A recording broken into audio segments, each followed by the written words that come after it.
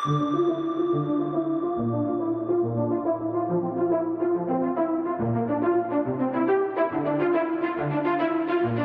is the Multi-Faith Matters podcast. I'm your host, John Moorhead.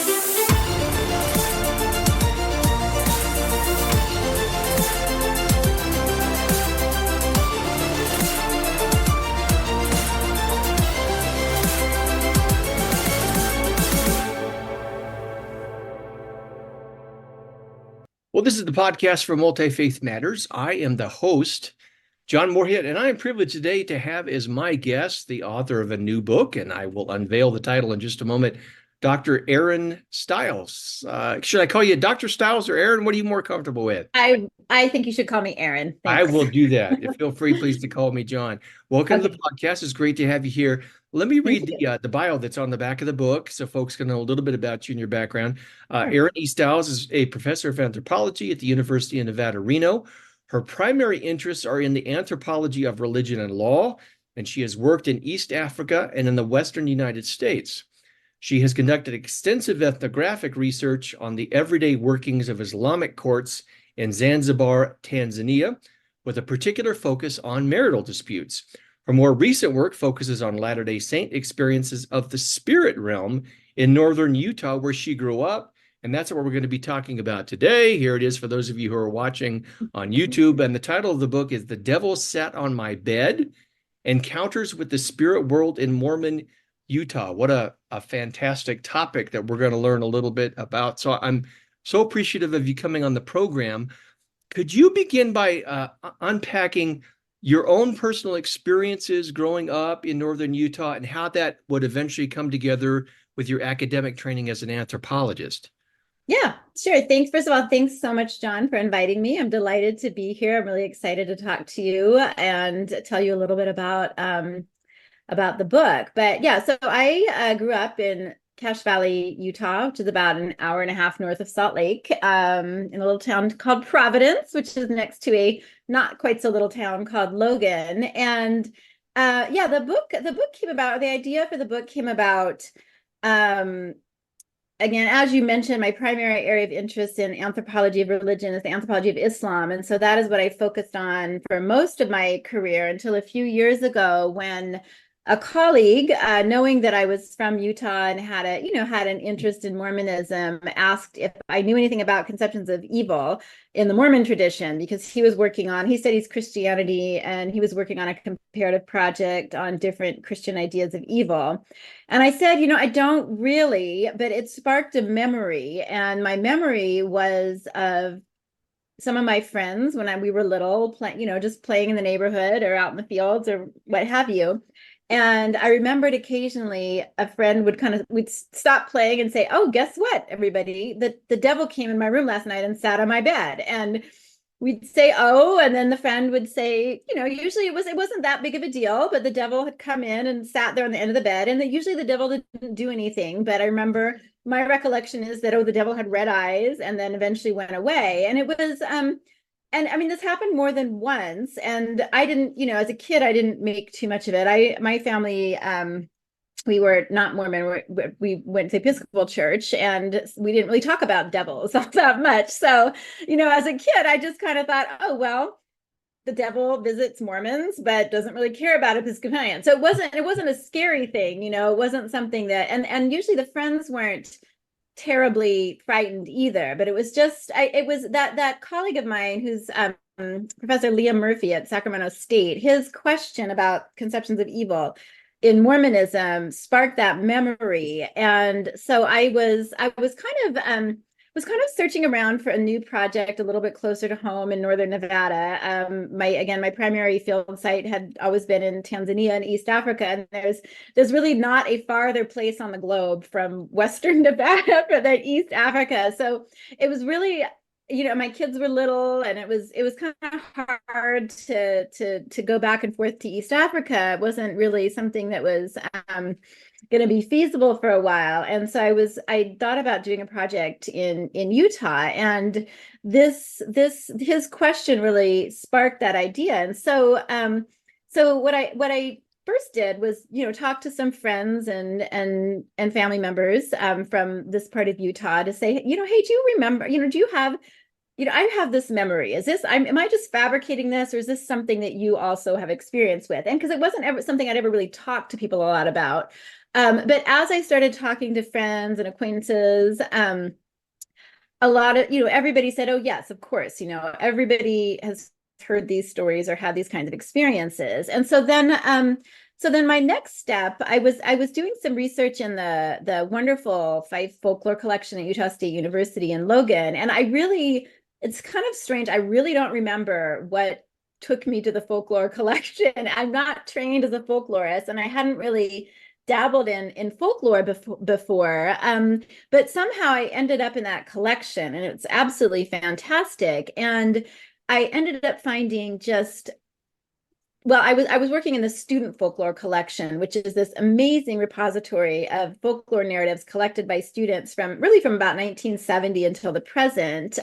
So students who enroll in various folklore classes at Utah State are given assignments. Okay, well, look for some folklore on such and such a topic, and they're all archived really, really well in the collection. And so you can search through different topics. And so I happened to find, I started looking for devil narratives. And so I found a ton of devil narratives. And so I started reading through them. And these are students either telling about experiences they had, or maybe the experience of a family member, or maybe a story that had been passed down, either in their family or in church gatherings or among a circle of friends.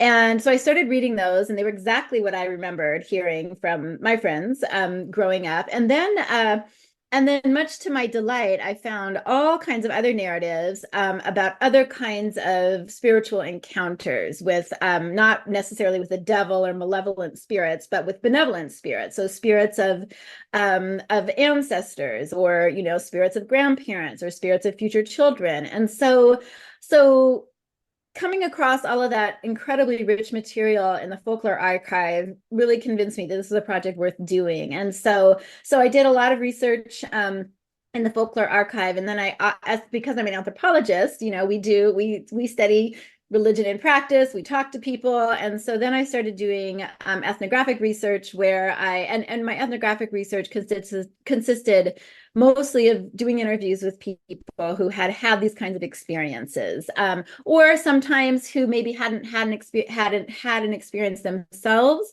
but were pretty knowledgeable about these. They'd happened to a lot of their family members, or they were particularly interested in the spirit world, and were eager to share that with me. So that's kind of how the project came about. That's fascinating. Were people very open to sharing these kinds of things? Yeah. Any hesitancy or? No, most of the time people were quite open. I mean, everybody I asked about. I mean, one of the things that I think that I like to share in conversations like this, and I share this in the book as well, I think, is that every single person I asked about spirit experiences said yes.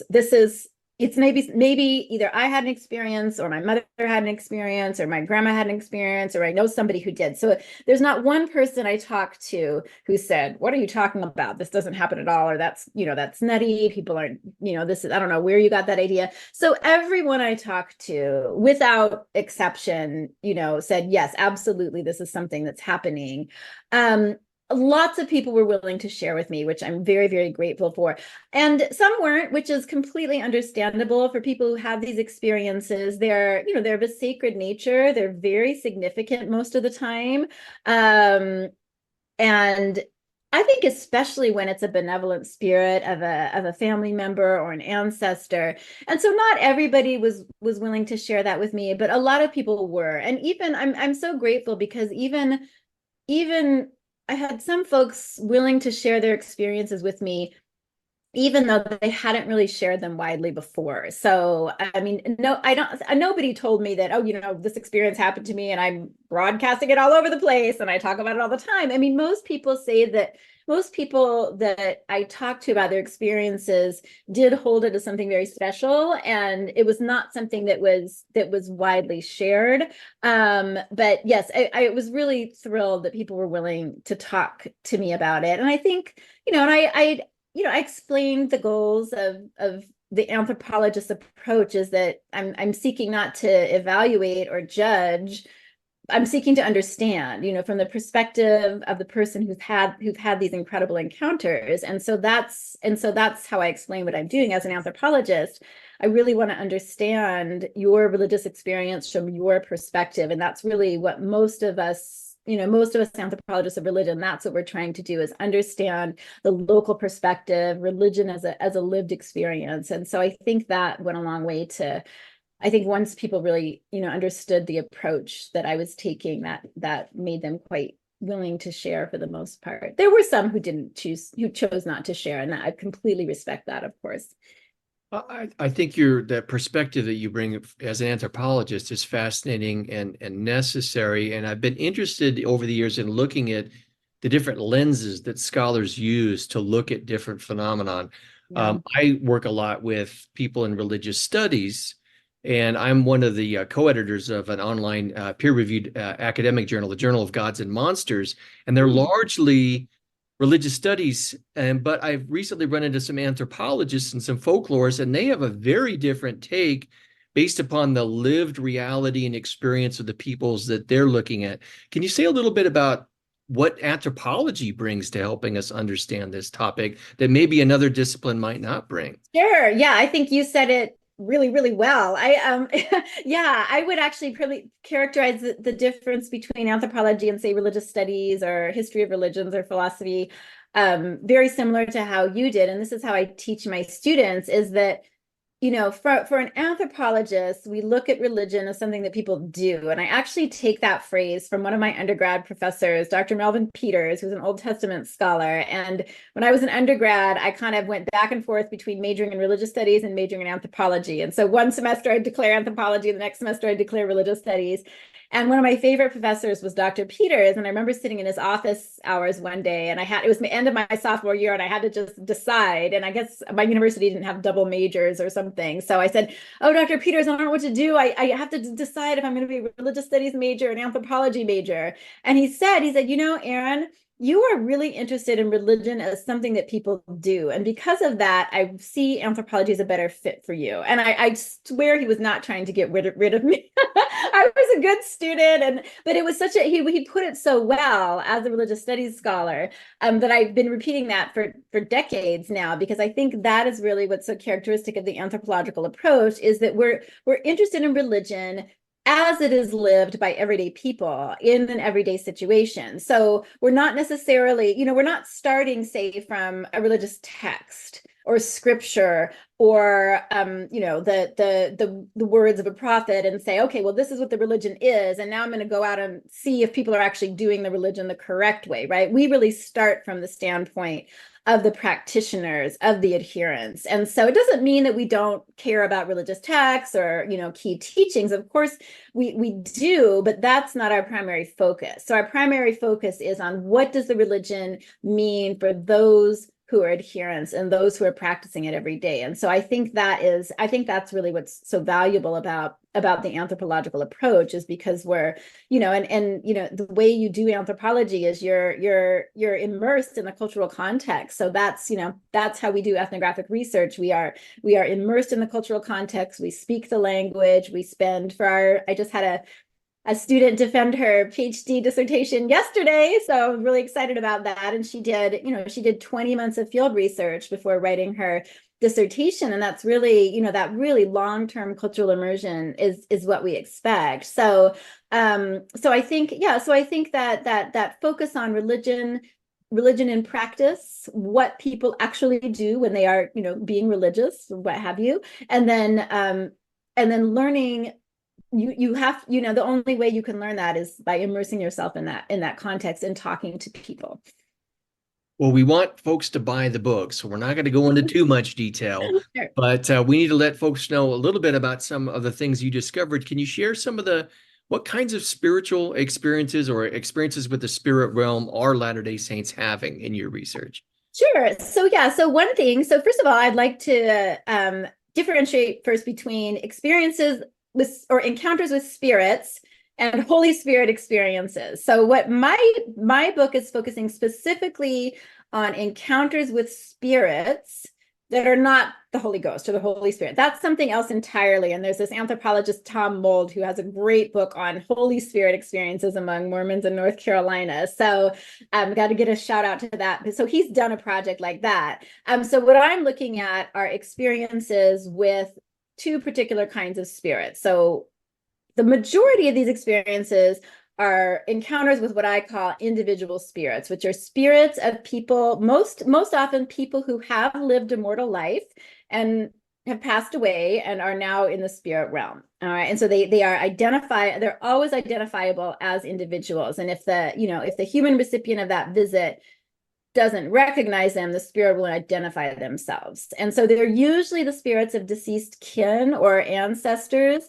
And sometimes are the spirits of future children. So that's something that's, I think, very particular to the Mormon context, is this idea that everybody exists as a spirit child before being born into a mortal body, which is necessary for progression along the path to salvation.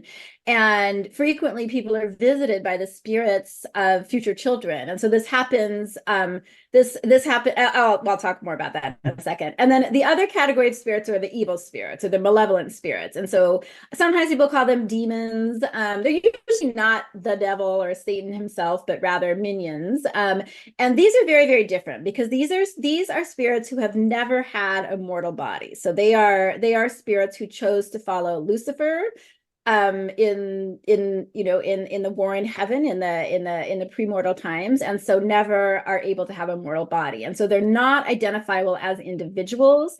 They're usually, when people describe the evil spirits, it's never, it was a man and he looked like this. It's usually described as a shadowy shape. Sometimes they're gendered, that maybe there was a voice that sounded like a female or sounded like a male.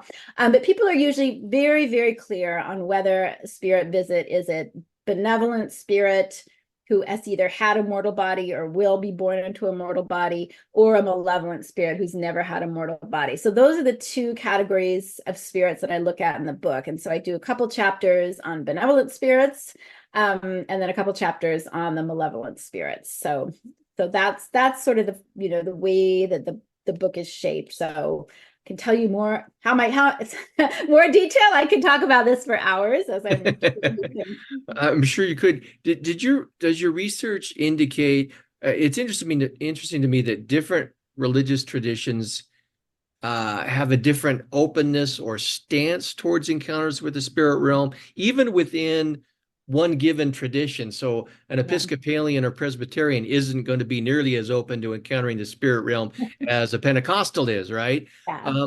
For the Latter-day Saints, did you get a sense that there is a general openness to this? And if so, what kind of part does it play in lived religion for Latter-day Saints? Oh, absolutely. There's a very rich cosmology that explains why the mortals can interact with the spirits. So it's very much a part of cosmology, of understanding the human journey, of which the mortal part is only a small bit. So it's very people are generally very open to it. It's really ties in really well with ideas from LDS theology. And I think one of the folks I interviewed is a high school seminary teacher who had this, I can't remember the exact, I be quoting him wrong in my book, but we did a series of interviews together, and he's just brilliant fellow. And he described encounters with the spirit world as the core of what Latter-day Saints believe, or the heart of what Latter-day Saints believe. And so he really focused in all our conversations on the fact that you can have these spirit encounters. Really kind of encapsulates everything about what it means to be a Latter-day Saint. And one of the things that especially with spirits with the experiences with the benevolent spirits, what kind of the take-home message for me was, as the anthropologist, in terms of understanding these encounters from the perspective of those who are having the encounters, is that what these encounters do is they confirm for the recipient of the visit the reality of the idea of the eternal family, which is really kind of the cornerstone principle, I would say. I mean, I'm not a theologian, but I mean, just coming as an anthropologist, I would say that belief in the eternality of the family is really the kind of the key, the core Latter-day Saint teaching, is the idea that if you are, if you are sealed, you people, again, I don't know how much your listeners are familiar with this process in Churches of Jesus Christ of Latter-day Saints, but the idea is that if you are sealed to your family, which is usually done in the temple, if through marriage, and for children born in that, that temple marriage, so to speak, is that you will have you will enjoy eternity together. And so that's and so for people who are experiencing visits from, say, a distant ancestor, or a visit from a grandparent who died several years ago, or a visit from a future child, what it really, in terms of how people are tending to interpret this, it confirms that belief in the idea of the eternal family, that that okay, so there really is something else coming, and we are all going to be together again. So and one of the arguments I make in the book, and I've done a couple articles that are related to this as well, where for academic journals, where it's the kind of really doubling down on the academic arguments, but I think that there's this idea that in the Latter-day Saint context, that this journey towards salvation is something that is done as a wider kin group. And that's an argument that actually this great anthropologist, Fenella Cannell, who's one of the first to really study Mormonism from an anthropological perspective, she really made that argument very clear in a lot of her work. And what I think, my work is contributing to that is this idea that the kin group is not just limited to the mortal kin. The kin group extends to the spirit realm as well. So you have the mortal members of the kin group, but then you also have people who are not yet born. They're going to be born into your family. And then, of course, you have people who have passed on and are in the spirit realm, who are still active members of the family and able to kind of intervene in human affairs. So I think that that's, again, in terms of one of the key takeaways about the significance of these visits with benevolent spirits, it's that confirmation of the eternal family that's such an important part of Latter-day Saint theology.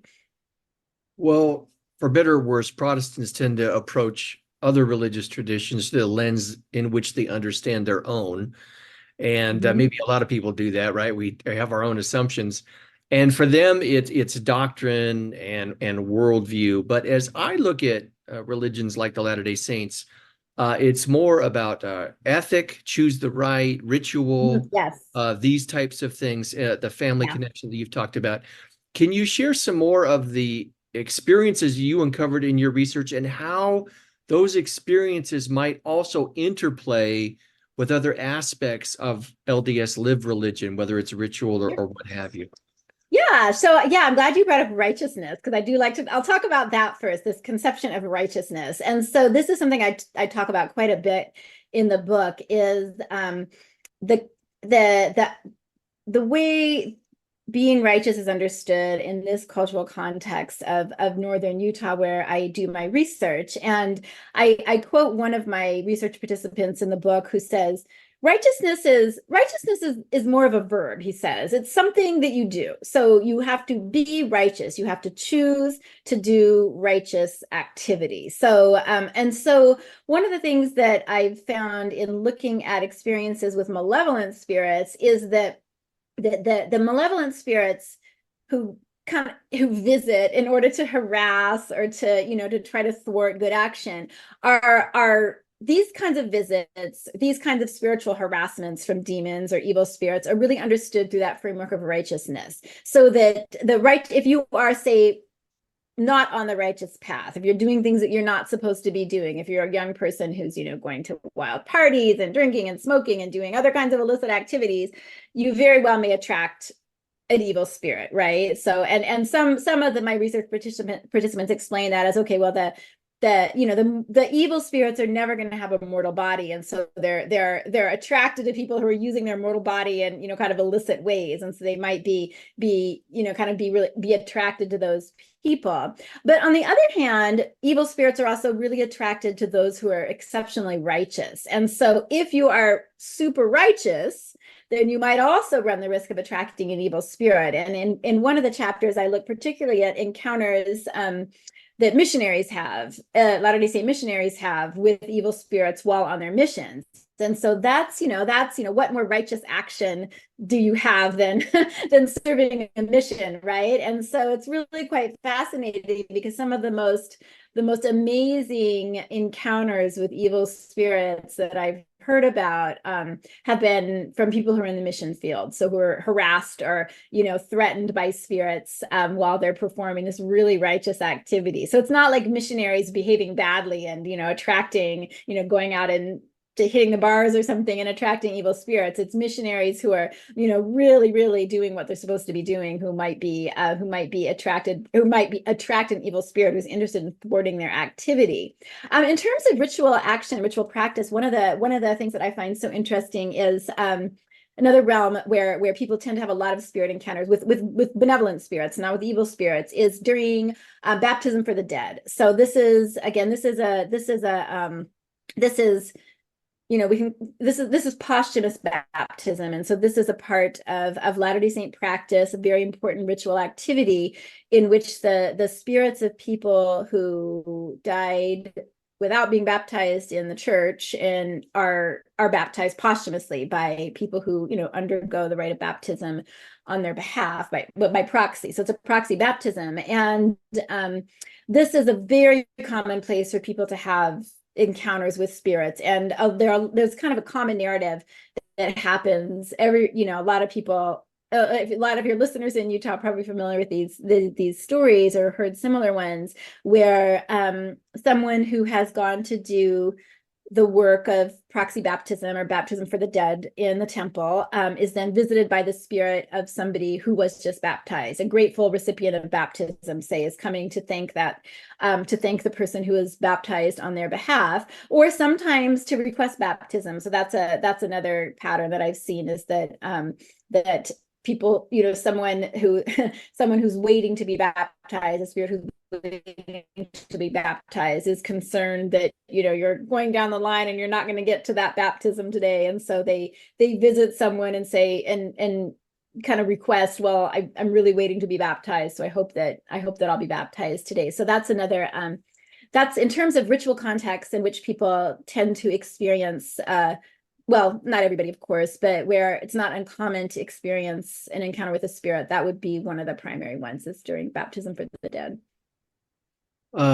You mentioned also an interesting spiritual experience of being visited by a child who'd not been born yet from the pre-existence. Yeah. I remember years ago, I live in Utah, originally from California, but I came out here to go to school, and we were immersed in LDS, the heart of LDS culture, which was helpful in my intercultural studies program. Oh, yeah. And we developed friendships with the LDS neighbors. And I remember an event which helped me learn a lot about them and about the significance of the pre-existence. They had a friend who had lost a small child, a toddler, in an awful accident. They were trying to do some work in their backyard, and the child was run over by a backhoe. The child was killed. We went over to help them pay our respects and work through the grieving process. And I remember them sharing that what brought them comfort in part was the idea that the child in the pre-existence had chosen this experience as a part of a lesson for its growth. And so it really struck me the significance of the pre-existence for the way Mormons see things and live their lives. Can you speak to maybe some of the experiences that you had reported that might go along with? Yeah, absolutely. One in particular comes to mind, with this emphasis on planning in the pre-existence. So this is again, and it is absolutely a way that makes sense of tragic experiences by putting them in a larger framework. So one of the women I worked with quite a bit on the project, I call her Lynn. I use pseudonyms for everybody in the book, but I call her Lynn. But she's had a number of really fascinating encounters, and several have been with the spirit of her mother, who passed away when she was quite young. And one of the one of the experiences she relates is she's, as an adult, many, many years after she'd lost her mother, she reports that she was walking through her house and she just, suddenly got this really splitting headache. And she had, kind of these visions of doom kind of flash through her head, like, oh my gosh, what's going on? This is a terrible headache. And at that moment, the spirit of her mother communicated with her and said, no, you're not going to die. I already did that for you. And Lynn kind of questioned, what do you mean? And the spirit of her mother explained, well, and I'm not quoting her exactly. I don't remember exact words she used, but those are in the book. But the spirit of her mother explained that her family planned in the pre-existence that someone in their family would have to depart the mortal realm early, so die at a relatively young age, in order to fulfill obligation in the spirit realm. So, and the way that her mother explained it to her is that her spirit was needed to care for spirit children. So she had work to do in the spirit realm.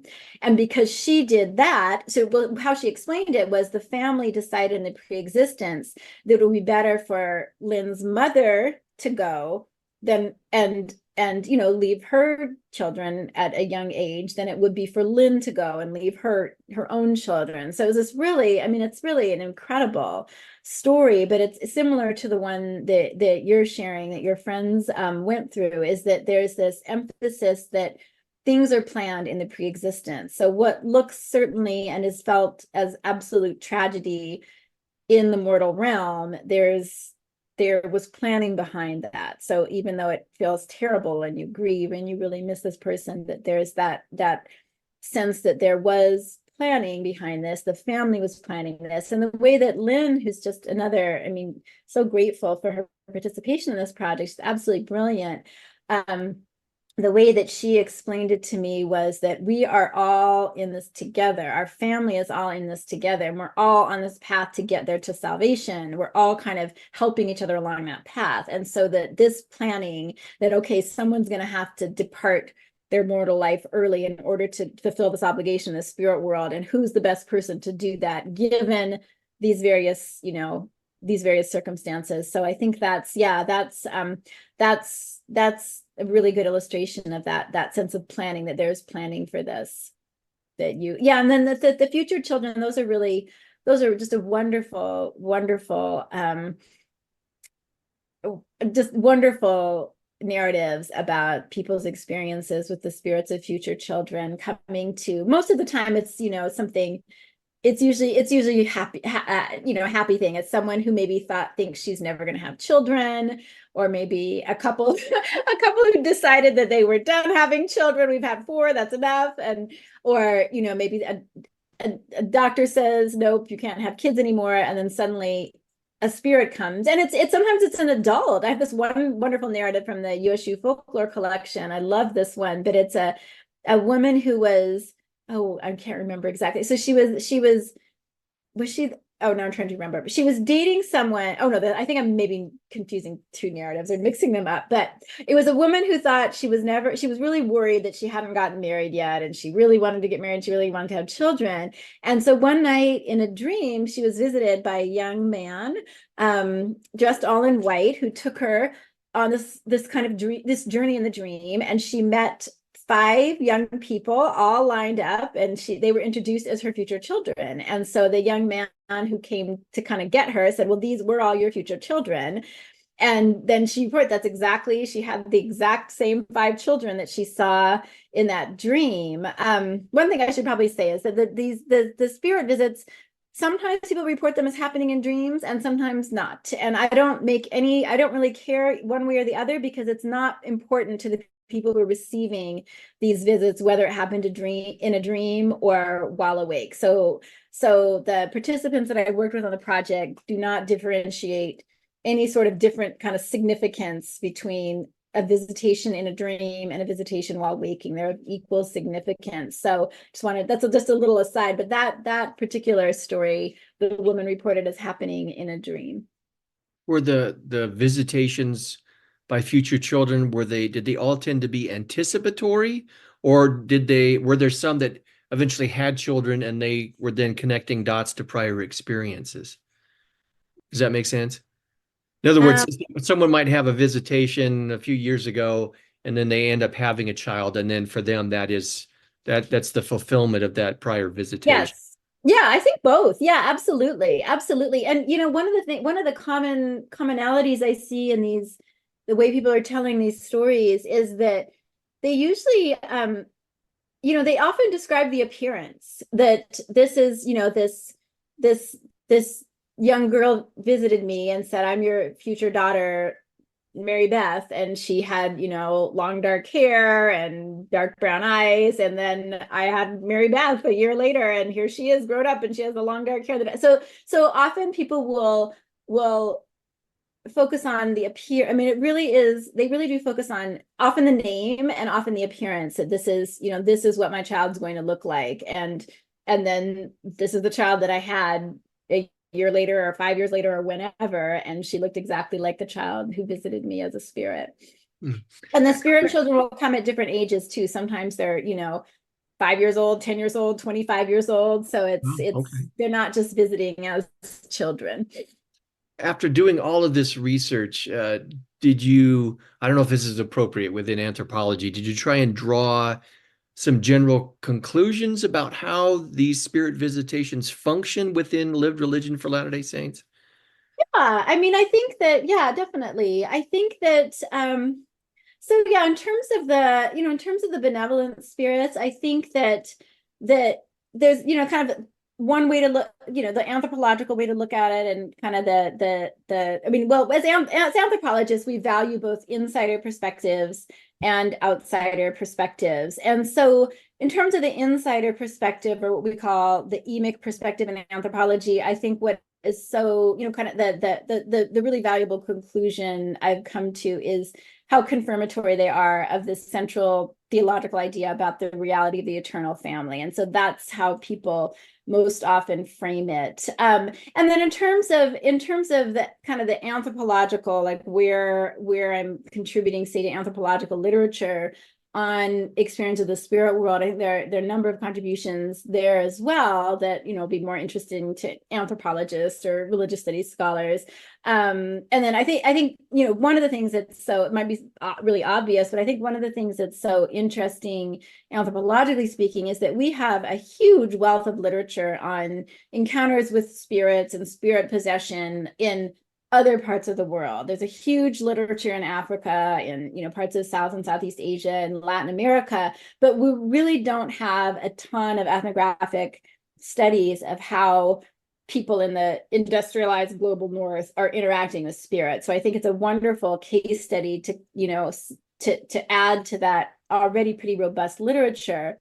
And then also I contribute to arguments about the necessity of expanding anthropological conceptions of kinship to include, non-humans, or some anthropologists call them metahumans, so other kinds of beings. And again, that's based on exploring those insider meanings, right? That the reality of the family for the Latter-day Saints I'm working with it's not just the mortal family, right? And when you're thinking about your ancestors or your deceased grandparents or great grandparents, it's not simply a fond memory, but it's this understanding that, well, we are all going to be together again, and we're all kind of working toward that project of salvation together. And if I do have an experience, it's kind of confirming that. So, but I think so that in terms of, kind of contributing to anthropological work on more broadly, that's, outside the realm of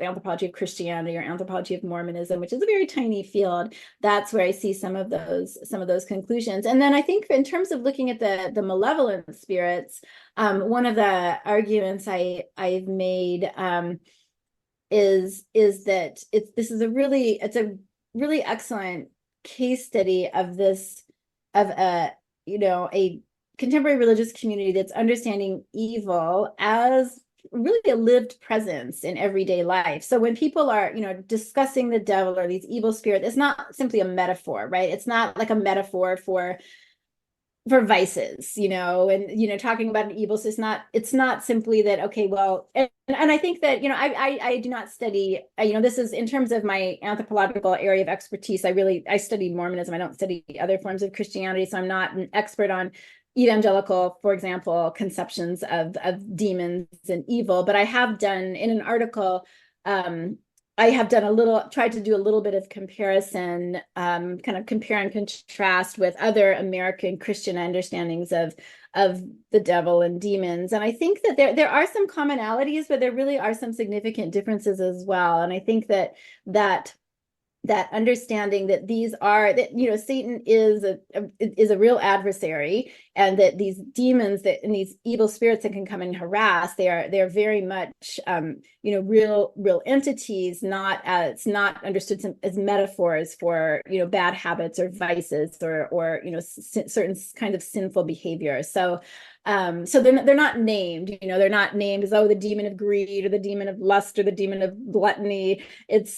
They're always, that's not something that I've encountered at all. It's very much that, they're not named at all. It's just an evil spirit has come and harassed me, and you're either trying to thwart my good work as a missionary, or is trying to kind of tempt me to be naughty in some way. And one thing I think is also quite interesting is that, again, with in a lot of I teach anthropology courses on religion, and we always end up spending a bit of time talking about spirit possession, because it's so fascinating, and there's so much anthropological literature on spirit possession in various contexts around the world. And I do like to clarify that I've encountered very, very few stories about, or narratives about possession in the Latter-day Saint context.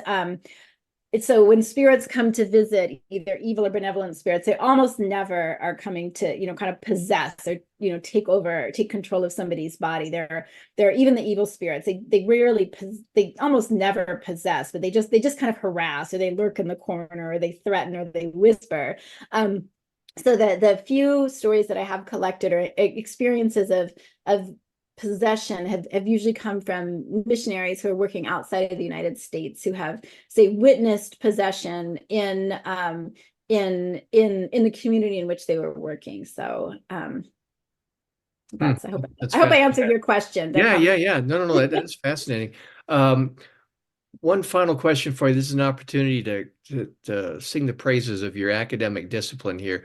What would you like to see anthropology contribute, along with things like folklore studies and so on, so that in the area of Mormon studies and other areas, I mostly encounter, again, the religious studies perspective or sociology of religion, because I work in religious movements. But I don't run across, maybe it's just the circles that I run in, I don't run into anthropology and that perspective as much. Maybe it's out there.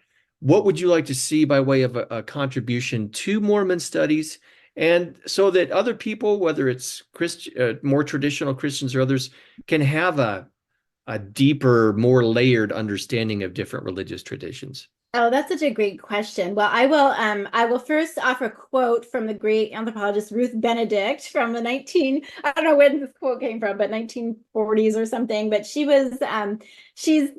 really famous for saying anthropology makes the world safe for human difference. And I just love that, because, I think all of us as anthropologists, basically what we do is we study human variation in all different kinds, all kinds of human variation. I'm a cultural anthropologist, so I study human cultural variation. And one of the most important things I think about our discipline is what we try to do is we use the term cultural relativism, or we try to come into understanding other cultures from their own standpoint. We don't come in, we try, you can't shed your own cultural conditioning, so to speak, entirely. You're always coming from your own perspective, but we really try to table that, and we really try to understand from the perspective of the people that we're working with. That's very, very valuable. And so I think I really think that what anthropology can contribute is that sense of knowing what it's like to live in a different cultural context or in a different religious context. So what it's like for everyday people. So, you could learn about Mormonism by reading the Book of Mormon, of course, and that would be worthwhile. You could learn about Mormonism by listening to speakers at the General Conference, all the leadership of the church, which I think conference just was last week, wasn't it? So, Yeah. I mean, that's one way to learn, but you're not going to necessarily understand what it's like to, say, be a Mormon and live in a Mormon community that way. And so that is really what we're trying to do as anthropologists. And when we do reference, I mean, we don't ignore religious texts or the teachings of key figures, of course, but what we try to understand is how those key ideas or those key scriptures or those key teachings are understood in the context of the people who live with them every day. So that's some anthropologists use the phrase the social life of scriptures. So John Bowen and James Below, they're two great anthropologists who have use that term in Islamic context and in Christian context. But I just love that phrase. So what we do is we look at that social and cultural life. When we do look at scriptural sources, we look at it in context. So what does that really mean? What is that teaching in the Book of Mormon, or what is that? What are those words of Joseph Smith on spirits and discernment? What do they actually mean for people who are living with this? And so and one of the things I think that's so important is that we as anthropologists show that there's a huge diversity in how people in various religious traditions practice. So what I study in northern Utah in terms of how people are understanding and interacting with the spirit world, that's not necessarily going to be the same for Latter-day Saints in Northern California or on the East Coast or in Peru or Bolivia or wherever. So we really try to emphasize that there are multiple ways to be a Mormon, to be a Muslim, to be an Episcopalian, to be a Catholic, to practice these traditions. There's not just one, you can't just read a chapter in a textbook on, what is Islam and say, okay, well, 1.9 billion Muslims around the world, this is exactly what they're doing. So I think that that's really one of the main contributions of anthropology, is to explore the diversity of ways of being within these larger religious traditions.